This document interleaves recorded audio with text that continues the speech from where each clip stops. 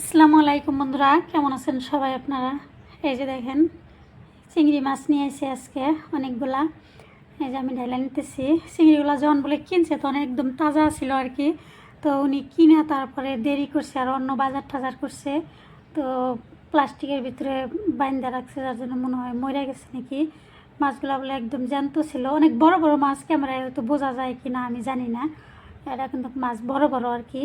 অনেকগুলো মাছ এনে 1 কেজির মনে হয় বেশি আছে নাকি, নাহলে 1 কেজি হবো আর কি।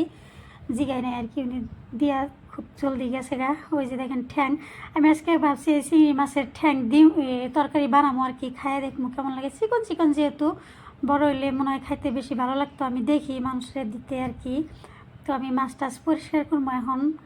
অনেকগুলা মাছ আর কি। চিংড়ি মাছ পরিষ্কার করতে অত টাইম লাগে না, কিন্তু ভিতরে একটা লেত্রা থাকে, ওটা বাই করা লাগে। এই যে আমি ভোল নিছি, ঝিঙা বোল এগুলা দিয়ে চিংড়ি মাছ বানাইলে ভালো লাগে। চিংড়ি মাছ আর হইলো কি কয় আপনার ইলিশ মাছ, এগুলা যে কোনো সবজি দেওয়া খাইলে খুব ভালো লাগে আর কি। ইলিশ মাছ দিয়া, কচু দিয়া, ডাঁটা দিয়া আমার কাছে খুব ভালো লাগে আর কি।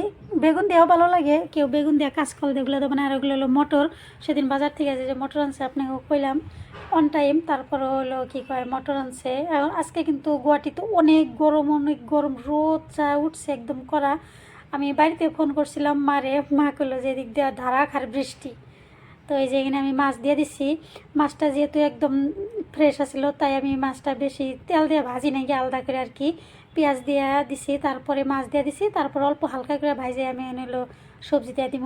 তো বন্ধুরা, কে কোন জায়গা থেকে দেখতেছেন আমার ভিডিওটা, যদি ভালো লাগে please like comment share follow করবেন। আর যারা ইউটিউব থেকে দেখতেছেন তারা লাইক কমেন্ট শেয়ার সাবস্ক্রাইব করবেন। তো আমি কিন্তু কাউরেই রান্না করা শিখাই না, আমি কিভাবে রান্না করি কিভাবে খাই আমি ওটাই আপনাদের সাথে শেয়ার করি। আমি একদম নর্মাল রান্না বান্না শেয়ার করি আপনাদের সাথে, যে কেউ পারবো আর কি। এই যে দেখেন আমি একদম হালকা করে ভাজা নিছি। চিংড়ি মাছ বেশি ভাজলে শক্ত হয়ে যায়, খাইতে ভালো লাগে না। তো আমি আর মাছ ভাজা উঠে রাখি নাই, ওইটার মধ্যে আমি হলো তরকারি ঢেলে দিছি, বোল ঢেলে দিছি। আর এই যে কটা মটর দিয়ে দিতেছি আর কি। আমি খুব ফাঁপো, তার মানে এত গরমের মধ্যে মটরের তরকারি বানাইতেছি আমি। আমি সিজন ছাড়া বস্তু খাইতে একদমই পছন্দ করি না, আমার ভালো লাগে না আর কি। তো এই যেখানে আমি মশলা টশলা সব দিয়েছি। চিংড়ি মাছে আর ইলিশ মাছে বেশি মশলার দরকার পড়ে না, এখানে আমি মরিচ কাইটে দিছি, যেহেতু একদম পাতলা তরকারি এটা, হালকা পাতলা। মরিচ কেটে দিচ্ছি আর হলুদের গুঁড়া আর একটু ধনিয়ার গুঁড়া দিচ্ছি। ধনিয়ার গুঁড়া না দিলেও চলতো, যেহেতু চিংড়ি মাছ আর হলো কি কয় ইলিশ মাছের একটা নিজস্ব গন্ধ আছে, ওইটাতে মানে তরকারি মজা যায় আর কি, ভালো লাগে। আমাকে মা কইতো আর কি, মা যেহেতু ধুবড়ির ওই সাইডের মানুষ আর কি, চিংড়ি মাছ নানা আনছে, নদীতে থেকে আনছে চিংড়ি মাছ ইলিশ মাছ। এখন তো কিনা, তো আমরা গল্প শুনি আর কি, তাজা তো দেখি না। এই তো আমার তরকারি কষানো হয়ে গেছে। এই যে আমি অল্প একটু পানি দিয়ে দিব, বেশি পানি দিব না। এই যে 1 গ্লাস পানি নিয়েছিলাম, আদা দিছি আর আদা রাইখাই দিছি, সবটুকা পানি দিই না আর কি। তরকারির কালার কিন্তু একদম ঠিক না থাকলে খাইতে ভালো লাগে না, বিশেষ করে সবুজ শাক সবজি যদি কালার নষ্ট হয়ে যায় তাহলে ওই তরকারি খাইতে একদমই ভালো লাগবে না। দেখেন আমার তরকারির কালার কিন্তু একদম ঠিক আছে, একদম মটর যেরকম গ্রিন, একদম ওই রকমের গ্রিনই রয়ে গেছে, সবুজ। তাই যে আমার তরকারি হয়ে গেছে আর কি। বেশি ঝোল রাখি নাই, অল্প অল্প ঝোল রাখছি আর কি।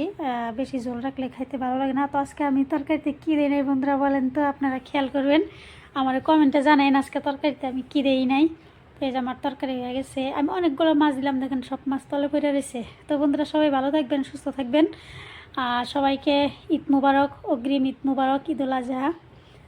সবাই খুব সুন্দরভাবে ঈদ উপভোগ করেন, আমার জন্য দোয়া করবেন, আমি যেন ভালোভাবে ঈদ উপভোগ করতে পারি।